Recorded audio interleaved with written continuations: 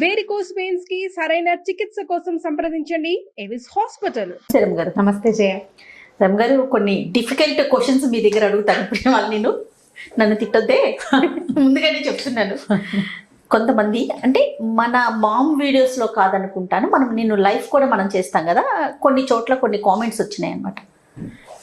Good వైఫ్గా ఉండాలంటే ఎలా ఉండాలి, హౌస్ వైఫ్గా, గుడ్ హస్బెండ్ అంటే ఏంటి, ఈ రెండింటికి క్వాలిటీస్, ఎవరు గుడ్ వైఫ్, ఎవరు గుడ్ హస్బెండ్, మనం ఎలా తెలుసుకోవాలి? సో క్వశ్చన్స్ చూడగానే రమ్మగారు కనిపించారు నాకు. నన్ను కూడా కొంతమంది అలా అడుగుతుంటారు. అడుగుతారు అంటే తెలివిగా ఉండాలంటే ఏం చేయాలి, ఎలా చేయాలి, పొదుపు చేయటం గురించి చెప్పండి. అలాంటి కొన్ని మెసేజ్లు వస్తాయి నాకు. ఫోన్లు చేసేవాళ్ళు కొద్ది మందికి నేను దొరికేస్తాను కదా. దొరికిన వాళ్ళు మా అత్తగారితో సమస్య, లేదా మా హస్బెండ్తో సమస్య, లేదా పిల్లలతో ఇట్లా ఉంది, వీళ్ళని హ్యాండిల్ చేయలేకపోతున్నాము, వీళ్ళతో ఇలా ఉండలేకపోతున్నాము, ఏం చేయాలి, ఏదైనా మీరు ఒక వీడియో చేయండి దాని మీద. నేను అనుకుంటాను, గుడ్ అంటే ఎప్పుడు మన దగ్గర ఉన్నది మనకి గుడ్గా తోచదు. లోక సహజంగా మనది చాలా బాగుందని అనుకోం, మనం ఎదుర్కొంటే వాళ్ళది చాలా బాగున్నట్టు తోస్తూ ఉంటుంది. ఇప్పుడు మన హస్బెండ్ ఒక ఇంట్లో రెండు జంటల గురించి మాట్లాడతాం. ఒక ఇంట్లో ఒక అతను కొంచెం సుమారుగా అంటి ముట్టినట్టు ఉంటాడు, ఏం పెద్ద పని పాటల్లో పాలు పంచుకోడు. ఆయన కొంచెం అంటి ముట్టినట్టుంటాడు. ఆవిడే బజార్లు తిరిగి సామాన్లు తెచ్చుకుంటుంది, ఆవిడే ఇల్లు బాధలు తనకు కావాల్సినట్టుగా సర్దుకుంటుంది, ఇంట్లోకి వస్తువులు తనే తెస్తుంది, పిల్లల స్కూల్ని తనే హ్యాండిల్ చేస్తుంది.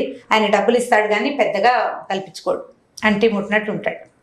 ఎదురింట్లో ఒక అతను, భార్యాభర్తలు, అతను చాలా పని చేస్తాడు, భార్యకి చక్కగా డ్రెస్సులు గిసులు సెలెక్ట్ చేసేస్తాడు, బజార్లు తీసుకెళ్తాడు, స్కూల్కి భార్యతో కలిసి పిల్లలు స్కూల్కి వెళ్ళి అతను కూడా మాట్లాడతాడు. వాళ్ళిద్దరూ చాలా ఫాయిదాగా కలిసి ఉన్నట్టుగా జనరల్గా తెలుస్తూ ఉంటుంది.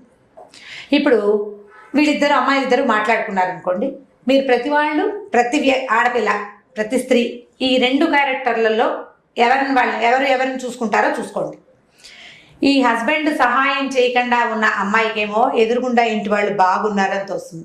ఎందుకంటే తనకు ఒంట్లో బాగుండకపోయినా, తనకు విసుగ్గా ఉన్నా, తను ఏ పీరియడ్స్లోనో చికాకులోనో ఉన్నా ఈ హస్బెండ్ ఏ పని చేయడు, ఏ సహాయం చేయడు. డబ్బు పండిస్తే సరిపోయిందా, డబ్బులు ఇస్తే సరిపోతుందా? చాలదు కదా. ఓ ఫ్రెండ్లీగా ఉండడు, అంటి ముట్టనట్టు ఉంటాడు, అన్ని చావులు నేనే చావాలి, అన్ని పనులు నేనే చేయాలా అని ఈ అమ్మాయికి అనిపిస్తుంది. పని చేసే అమ్మాయికి, భర్తతో కలిసి ఉండే అమ్మాయికి, నా బతుక్కి ప్రైవసీ లేదు, ఎప్పుడు ఇతను నాతోటే ఉంటాడు. హాయిగా వాళ్ళ ఆయన అయితే ఆ అమ్మాయిని తందాన, ఇప్పుడు భార్యాభర్త ఇద్దరు షాప్కి వెళ్తారు, ఈ అమ్మాయికి గ్రీన్ ఇష్టం, ఈ అమ్మాయికి లీఫ్ గ్రీన్ ఇష్టం, అతనికి ఆలివ్ గ్రీన్ నచ్చింది. ఆ లీఫ్ గ్రీన్ మీద మనసున్న భర్త కోసం చచ్చినట్టు ఆలివ్ గ్రీన్ తీసుకోవాల్సి వస్తుంది. నా ఛాయిస్ లేదు, ఎప్పుడు వీడిదే ఛాయిస్ అనిపిస్తుంది. బయటకు చెప్పకపోయినా ఈ భావాలు ఉంటాయి లోపల. లోక సహజంగా మన దగ్గరున్న వస్తువు మనని సాటిస్ఫై చెయ్యదు. మనుషులు కూడా అంతే. నేను వస్తువు అంటే భర్తలు వస్తువులా అని మీరంతా ధ్వజం ఎత్తితే నేను చెప్పలేనమ్మా. ఎప్పుడు కూడా స్త్రీలు పురుషుల్ని సాటిస్ఫై చేయలేరు, పురుషులు కూడా స్త్రీలని. ఈ రకమైన సాటిస్ఫాక్షన్స్ చాలా కష్టసాధ్యమైనవి. ఇప్పుడు మన దగ్గర ఉన్న దాంతో మనం సాటిస్ఫై అవ్వటం ఎట్లా, లేదా బెటర్ చేసుకోవటం ఎట్లా? ఓకే, ఇప్పుడు good house wife, good husband గురించి చెప్తున్నాం. క్వాలిటీస్ ఏం లేదు జయ. ఈ రోజుల్లో పాతకాలపు రోజులు వేరు. పాతకాలంలో ఇల్లు బాగా చక్కదిద్దుకునేది ఆడది, సరైన స్త్రీ కింద. చక్కదిద్దుకునే అమ్మాయి మంచి సరైన స్త్రీ కింద. అక్కడి నుంచి చక్కగా బాగా సంపాదించి భార్యని పిల్లల్ని సంతోష పెట్టేవాడు, సరైన హస్బెండ్ గా చెప్పుకునేవాళ్ళు. బయట ప్రపంచం చెప్పుకోవటమే.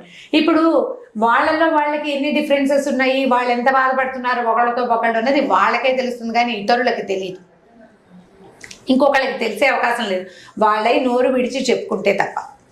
ఇప్పుడు ఇదివరకు ఇట్లా చెప్పుకునేందుకు పాపం అవకాశాలు ఉండేవి కాదు. మగవాళ్ళు ఓపెన్గా ఇలాంటి విషయాలు మాట్లాడడానికి మొహమాట పడేవాళ్ళు. మా ఆవిడతో నాకు సాటిస్ఫాక్షన్ లేదు, ఆ అమ్మాయికి ఏం పని రాదు, లేదా ఆవిడ మంట బాగుండదు, తెల్లకి వస్తున్నాను అలాంటి చెప్పేవాళ్ళు కాదు కదా. ఆడవాళ్ళకి విపరీతంగా పనులు ఉండేవి. ఇల్లా జల్ల పనివాళ్ళు తక్కువ ఉండేవాళ్ళు, చాలా పనులు. పప్పు రుక్కుంటే కానీ కష్టపడి సాయంత్రానికి టిఫిన్ రాదు, అవును, పొయ్యలు వెలిగించుకుంటే గానీ వంట కుదరదు, ఎంత పని. ఈ పనులతో సతమతమయ్యి పైగా లెక్కలేని సంతానం కూడా ఒకటి ఉండేది. ఈ సంతానాలతోటి పిల్లలు, పెద్ద పిల్లల పురుళ్ళు, చిన్నపిల్లల పెళ్ళిళ్ళు, పసిపిల్లల ఆలనా పాలన, నానా పనులు ఉండేవి. ఏదైనా ఉక్రోషం వస్తే ఈ అమ్మ దగ్గర తోడుకోవడం దగ్గర వెళ్ళబోసుకుని తర్వాత మళ్ళీ పనిలో పడేవాళ్ళు.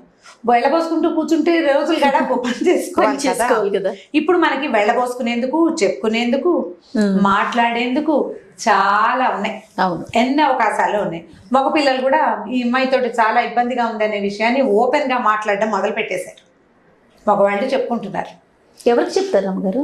వాళ్ళ ఫ్రెండ్స్ కి, వాళ్ళ ఫ్రెండ్స్ నేను చెప్తారు. చెప్తాను, ఆడపిల్లలే అక్క చెల్లెలకో అమ్మకో లేకపోతే ఫ్రెండ్స్ కో చెప్పుకుంటారు. మగ పిల్లలు అంత అంటే ఎక్స్ప్రెస్ చేయరేమో అనుకుంటారు. ఆడవాళ్ళు ఎక్కువ మందికి చెప్తారు ఒకే విషయాన్ని, మగవాళ్ళు తక్కువ మందికి చెప్పని డెఫినెట్ గా చెప్తున్నారు. ఫ్రెండ్స్కి, కొలీగ్స్కి షేర్ చేస్తారు, చేయకుండా ఉండట్లేదు. ఈ డిసాటిస్ఫైడ్ కొట్టుకుంటున్నారు. పోట్లాడుకోవటం కూడా ఎక్కువ ఉంది కదా, పోట్లాడుకునే స్ట్రెస్ వల్ల ఎక్కువ పోట్లాడుకుంటూ ఉంటారు. ఇప్పుడు ఈ రోజులకి ఒకళ్ళనొకళ్ళు ఇబ్బంది పెట్టకుండా ఉండేవాళ్ళు good house wife, good husband. Okay, ఇప్పుడు అతను బాగా బిజీగా ఉన్నాడు, అమ్మాయి కొద్దిగా స్వతంత్రించి 4 పనులు చేయటం నేర్చుకుంటే గుడ్ హౌస్ వైఫ్ అవ్వగలుగుతుంది. నీ పరిధిలో నీకున్న అవకాశాన్ని బట్టి, నీకున్న డబ్బును బట్టి, నీకున్న చదువుని బట్టి నీ రీచ్ని పెంచుకునే ప్రయత్నం చేయాలి. నేను కొంతకాలం వర్క్ చేశాను, తర్వాత చాలా కాలం హౌస్ వైఫ్గానే ఉన్నాను. ఫ్రీలాన్స్ టీచింగ్లో ఉన్నప్పటికీ నాకు దాని నుంచి సంపాదన ఏం లేదు. హౌస్ వైఫ్గానే నాలాంటి వాళ్ళు బోల్డ్ మంది ఎంతమందో ఉంటారు. ఇప్పుడు సాటిస్ఫాక్షన్ లెవెల్స్ ఎవరి లెవెల్ వాళ్ళదే కదా, ఎవరి లెవెల్ వాళ్ళదే ఉంటుంది. ఇప్పుడు నేను 4 పనులు చేస్తూ అబ్బా ఇవన్నీ నేను చేస్తున్నాను నాకు చాలనుకోవచ్చు. నేను ఒక్కొక్కళ్ళు 4 షాపింగ్లు చేసేసి అన్నీ కొనుక్కోలేకపోతున్నామని దిగులు పడేవాళ్ళు కూడా ఉంటారు. లెవెల్ని మనము ఎక్కడున్నాము అనేది ఆలోచించుకుని దాన్ని బట్టి మన సాటిస్ఫాక్షన్ లెవెల్స్ పైకి కిందకి అవుతూ ఉంటాయి. మీ రీచ్లో మీరు ఏం చేయగలుగుతారో అది మ్యాక్సిమం ఎక్స్టెండ్ చేసి మిమ్మల్ని మీరు ప్రూవ్ చేసుకునేందుకు ట్రై చేయండి ఎవరైనా సరే. మరి ఇప్పుడు ఇంతకు ముందు మనం చెప్పుకున్నట్లుగా అతి ప్రేమ ఉన్న హస్బెండ్ అనుకోండి, వాడు యాక్సెప్ట్ చేయాలి కదా. మనం బయటికి వెళ్ళి ఏదైనా కొనుక్కోవాలి, ఎప్పుడు తనే తోడుండి తనే చూస్ చేస్తాడు. ఇప్పుడు మనం మీరు అన్నట్లుగా లెవెల్స్ పెంచుకొని మనమే ముందుకెళ్ళి ఎందుకులే తనకి ఇబ్బంది అని మనం కొనుక్కున్నాం అనుకోండి, ఇంట్లో పర్సన్ యాక్సెప్ట్ చేయాలి కదా. మనం మాట్లాడుకోవాలి. ఇదివరకటి రోజులు కావు కదా. ఇప్పుడు మీరు అమ్మలక్కలకి చుట్టుపక్కల వాళ్ళకి పేరెంట్ వాళ్ళకి చెప్పే అవకాశం కంటే హస్బెండ్ తో మాట్లాడాల్సిన అవసరాలే హెచ్చుగా ఉంటున్నాయి మనకి.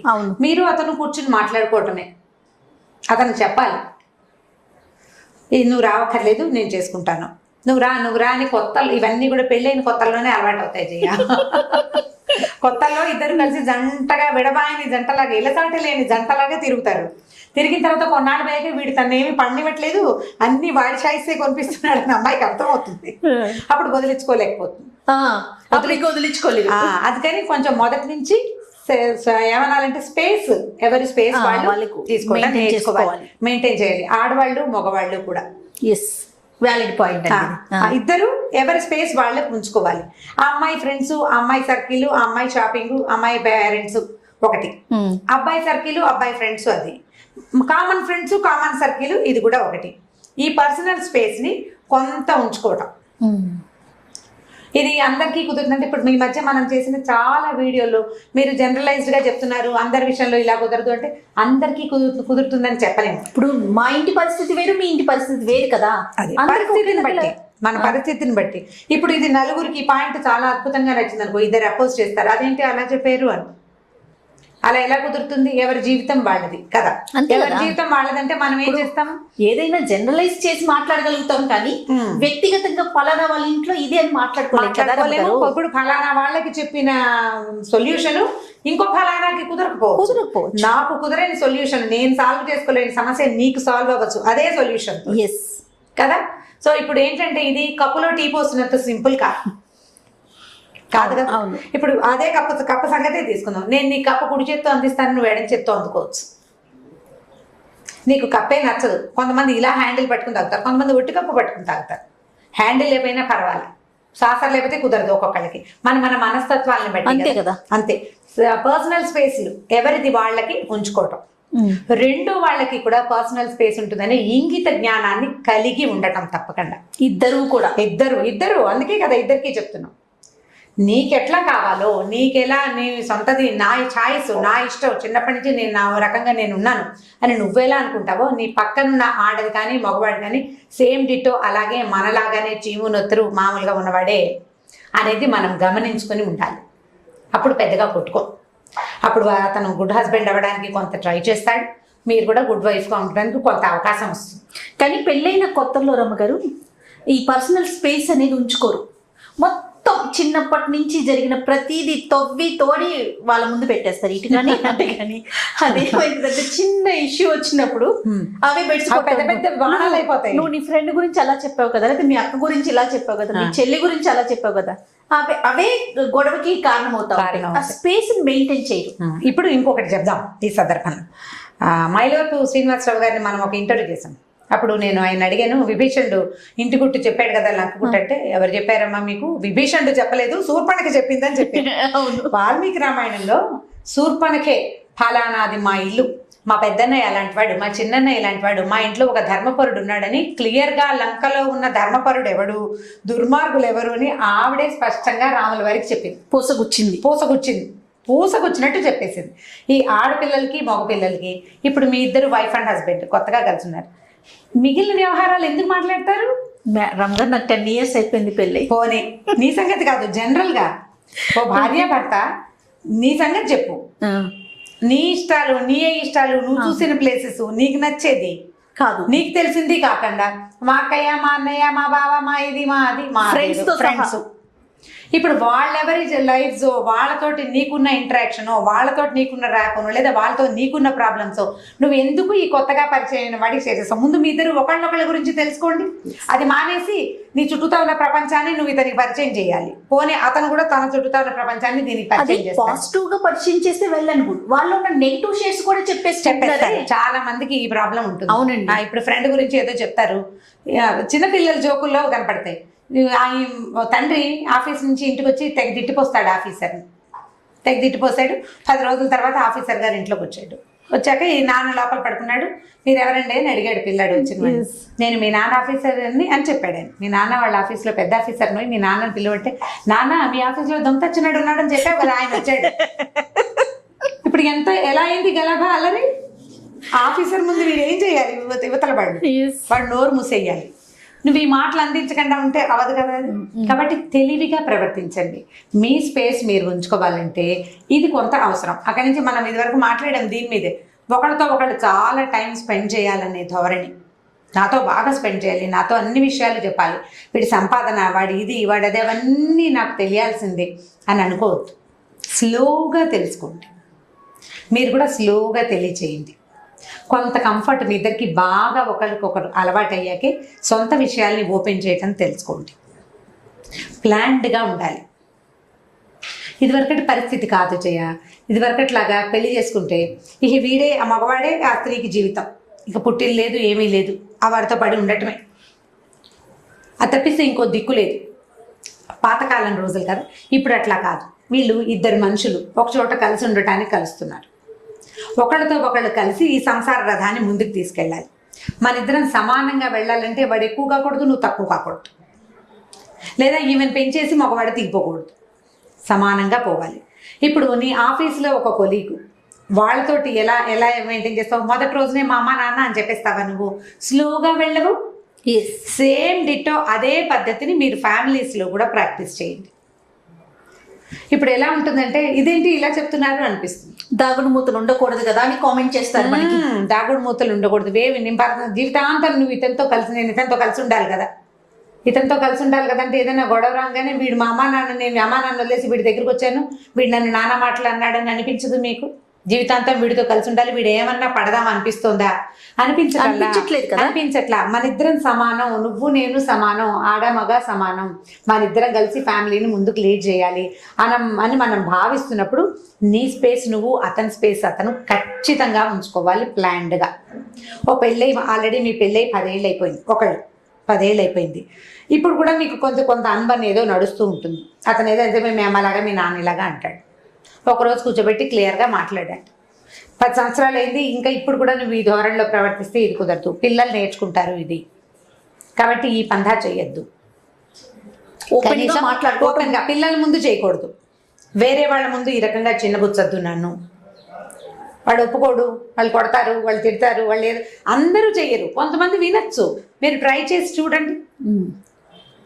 అందరూ ఒప్పుకోరు, నేను చెప్తాను, నేను కూడా ఒప్పుకుంటాను ఆ మాట. అందరూ ఒప్పుకోరు, అసలు ఆ మాట వినడానికి కూడా ఇష్టపడరు. ఇష్టపడకపోతే మీరు కూడా ఇష్టపడకండి. సోషల్ బాయ్కాట్ చేయడం ప్రాక్టీస్ చేయండి. కామ్గా ఉండండి, నిశ్శబ్దంగా ఉండండి, పోట్లాడద్దు. కామ్గా ఉండండి, తగ్గినట్టు ఉండండి, తగ్గినట్టు ఉండండి.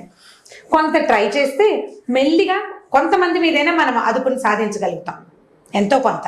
ఇప్పుడు అదుపు అంటే వాడి నెత్తి మీద మనం ఎక్కేయమని కాదు, మన నెత్తి మీద వాళ్ళని కూర్చోబెట్టుకోమని కాదు, సమానంగా పోవాలి కదా. మీరు చిన్నపుచ్చుకోకూడదు, అవతల వాళ్ళు ఎక్కిపోకూడదు. ఇప్పుడు ఈ 2 రకాలుగా చేయాలంటే నేనే కరెక్టు అనే భావన కనుక మీ దగ్గర ఉంటే దాన్ని తగ్గించుకోండి. ఆడైనా మొగైనా ఎప్పుడు ఏ మనిషి పర్ఫెక్ట్ కాదు, మనుషులు పర్ఫెక్ట్గా ఉండరు. మనిషి అంటేనే పర్ఫెక్ట్గా లేకపోవటం నిజంగా. అవును రమ్మగారు. ఎందుకంటే భగవంతుడు కన్ను ముక్కు సేమ్ ఈక్వేషన్తో అందరికీ తయారు చేస్తాడా? చేయడు కదా. అలాగే మానవ మనస్తత్వాలు, మన పెంపకాలను బట్టి, మనం పెరిగిన వాతావరణాన్ని బట్టి, మనం చూసిన ప్రపంచాన్ని బట్టి మన తాలూకు ప్రవర్తనలు ఉంటాయి.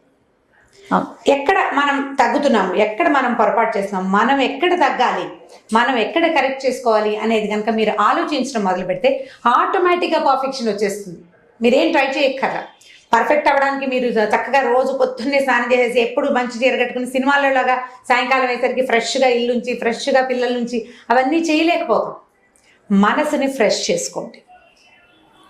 నాది పొరపాటేమో, నాదే తప్పేమో, ఒకవేళ నేనే ఈసారికి తగ్గితే ఎలా ఉంటుందో చూద్దాం అని ప్రాక్టీస్ కనుక స్త్రీ కానీ పురుషుడు కానీ ఫస్ట్ మన వైపు నుంచి ఆలోచించాలి. మన వైపు మన తప్ప ఎంత ఉంది ఈ గొడవలో.